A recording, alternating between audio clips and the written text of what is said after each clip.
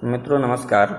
इससे पूर्व के वीडियो में हमने इस बात पर चर्चा की थी कि एक अधिवक्ता की दृष्टि में चेक देते समय किन किन बातों की सावधानी व्यक्ति को रखनी चाहिए।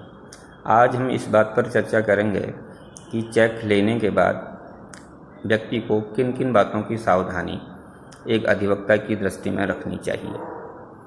नंबर 1, पहली सावधानी यह है कि चेक में जो दिनांक डली है उस दिनांक से 3 महीने के लिए ही वह चेक वैलिड है। 3 महीने तक ही उस चेक से धनराशि बैंक के माध्यम से प्राप्त की जा सकती है।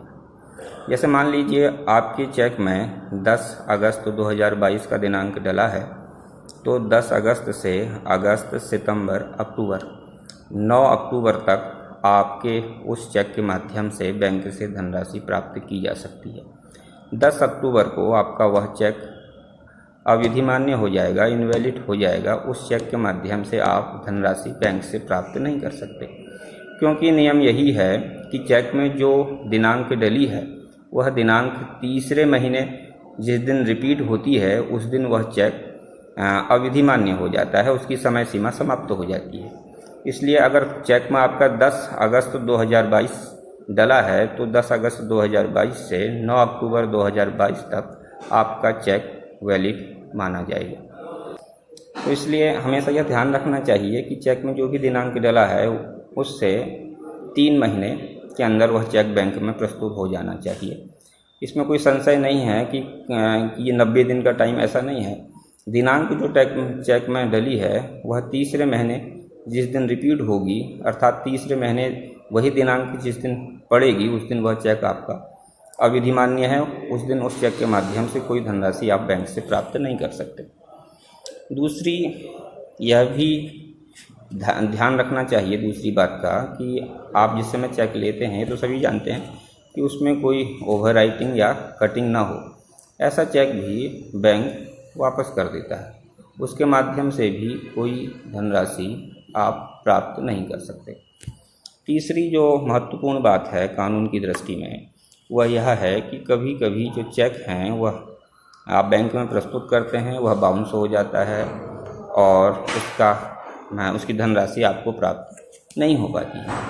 ऐसी स्थिति में जब आपका चेक डिसऑनर हो जाए और बाउंस हो जाए और आपको उसकी धनराशि प्राप्त न हो तो बैंक आपको आपका चेक वापस कर देता है। लेकिन जिस समय बैंक आपको चेक वापस करता है, चेक के साथ आपको एक स्लिप भी देता है। उस स्लिप में वह सब कारण लिखे होते हैं जिस कारण से आपका चेक आपको बिना धनराशि के वापस कर दिया गया। विशेषकर 2-3 कारण तो होते ही हैं, जैसे इनसफिशेंट फंड, अर्थात जो चेक आपने बैंक में प्रस्तुत किया है उस चेक को जिसने भी आपको दिया है उसके अकाउंट में इतनी धनराशि नहीं है जितनी चेक में वर्णित है। इसलिए आपको चेक में वर्णित धनराशि नहीं दी जा सकती, क्योंकि जिसका वह चेक है, जिसने आपको वह चेक दिया है उसके अकाउंट में उतनी धनराशि है ही नहीं। इसलिए इनसफिशेंट फंड की टिप्पणी बैंक लिख के देता है। कभी कभी स्टॉप पेमेंट की टिप्पणी भी उस स्लिप में लिखी होती है, अर्थात जिसने भी आपको वह चेक दिया है उसने बाद में बैंक में जाकर के उस चेक से संबंधित धनराशि को निर्गत करने के लिए स्टॉप पेमेंट लगा दिया है।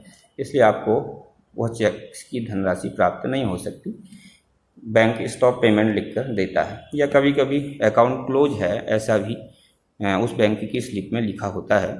यदि उस चेक को देने वाले का अकाउंट क्लोज हो गया होगा तो स्लिप में इस तरह का लिखा हुआ होगा। जिस भी कारण से आपका चेक वापस हुआ है और आपको धनराशि प्राप्त नहीं हुई है, भले ही कोई भी कारण स्लिप में लिखा हो, सावधानी आपको ये रखनी है कि जिस दिन आपको बैंक से स्लिप मिली है उस स्लिप में जो भी दिनांक डला है उस दिनांक से 1 महीने के अंदर आपको, जिसने भी आपको वह चेक दिया है, एक कानूनी नोटिस देना अनिवार्य है। यदि आप कानूनी नोटिस उस स्लिप में पड़ी दिनांक से 30 दिन के अंदर देने में लापरवाही करते हैं तो आपको आपकी ही धनराशि प्राप्त करने में दिक्कतें हो सकती हैं।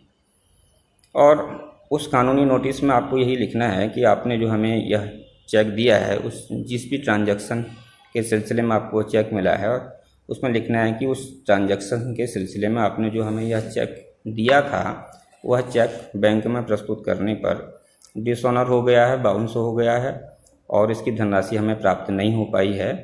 आपके इस कृत्य से ऐसा लगता है कि शुरू से ही आपकी मंशा हमें इस चेक को देने की नहीं थी, इस धनराशि को देने की नहीं थी, इसलिए आपका दिया हुआ चेक बाउंस हो गया है। आपको 15 दिन का समय दिया जाता है। 15 दिन के अंदर आप हमारी इस चेक में वर्णित धनराशि हमें दे दें, अन्यथा हम आपके खिलाफ कोर्ट में, न्यायालय में वाद प्रस्तुत करने के लिए बाध्य होंगे, जिसकी पूरी जिम्मेदारी आपकी होगी। ऐसा नोटिस आपको जिस दिन आपका चेक बैंक से वापस हो जाता है, बाउंस हो जाता है, और आपको स्लिप बैंक उस चेक के साथ देता है, उस दिनांक से 1 महीने के अंदर देना अनिवार्य है। और उस नोटिस में आपको 15 दिन का समय उस व्यक्ति को देना है जिसका वह चेक है, जिसने आपको वह चेक दिया है। वह 15 दिन इसीलिए हैं ताकि वह अगर आपके उस चेक से संबंधित धनराशि आपको वापस करना चाहे तो आसानी से कर सके। अगर वह 15 दिन की समय सीमा भी आपकी समाप्त हो जाए और वह आपके पैसे वापस न करे तो आपको यह ध्यान रखना है कि 1 महीने के अंदर आपको न्यायालय में अपना वाद प्रस्तुत कर देना है।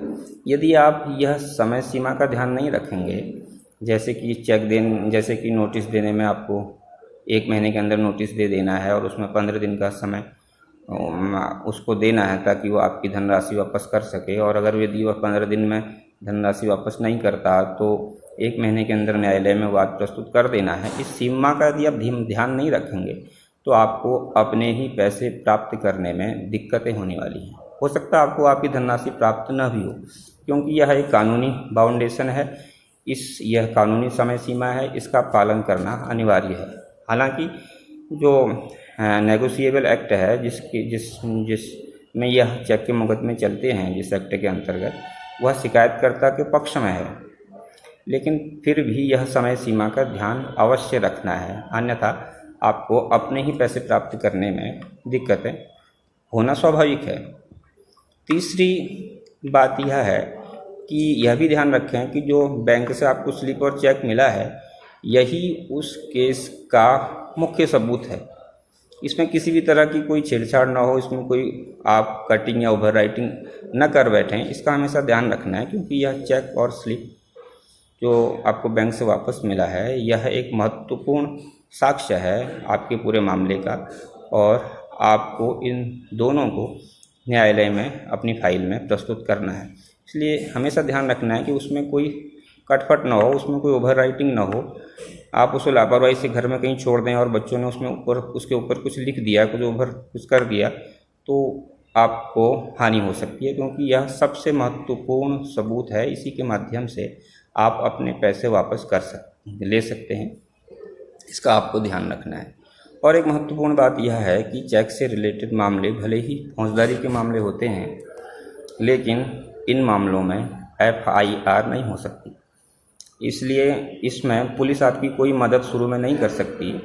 आपको सीधे डायरेक्ट कोर्ट में ही, न्यायालय में ही अपना वाद प्रस्तुत करना होता है।